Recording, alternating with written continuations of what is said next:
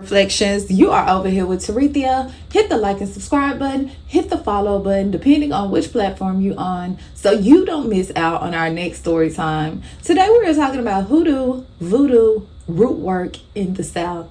This particular story takes place in Montgomery, Alabama. There were several undercover operations performed in the Mid-South by police that focused on targeting root workers and spiritual doctors. In some cases, officers would pose as clients seeking help from spiritual advisors. In other cases, officers posed as spiritual healers themselves. Montgomery, Alabama police detective Mike Lahosi became known as the department's voodoo expert and counter-voodoo procogynist. Mike carried around mock carolis used in hoodoo, including a bag that he made from the packaging that fruit was delivered in, that contained dead spiders and flies. In one particular case, Mike was called to take a report on a minister who believed to have been crossed.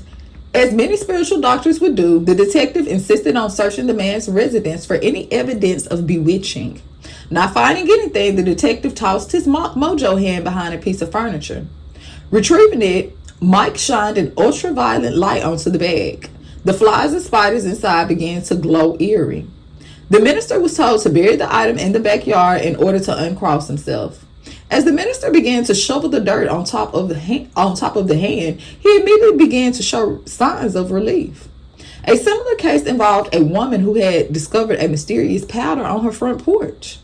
The woman almost destroyed her front steps in an attempt to remove any negative workings that had been performed against her.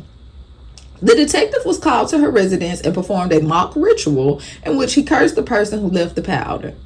In some cases, it was believed that the authorities could detect a practitioner of African folk traditions.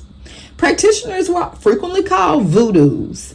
In Alabama, it was believed that you could determine if someone was a practitioner if they had used healing or magical rituals. In March of 1938, a voodoo was detected, as it was observed that he had visited an elderly blind man and had promised to restore the man's sight by throwing a spell. Later that same year, Arkansas spiritualist Reverend H. Coley came under investigation by postal officials in Washington, D.C. Reverend Coley had been buried from sending out flyers offering mojo lucky bags for new customers. Coley billed himself in the advertisement as the man from Allegheny who knows all and sees all. The minister's ad claimed that he could remove hexes and could designate lucky days. In an odd sequence of events, police were sometimes called on the advice of spiritual workers. In August of 1937, a young couple in Athens, Tennessee, visited a local spiritual reader. The reader had such powerful reputation that some said she could walk the walls backwards. She was believed by many to have clairvoyant abilities that allowed her to see how others would die. The reader told the young couple that their niece was going to be involved in a lot of trouble that evening and that they should do whatever it took to stop her from leaving their house. The couple called the local police and had the little girl locked up in jail at the advice of the reader.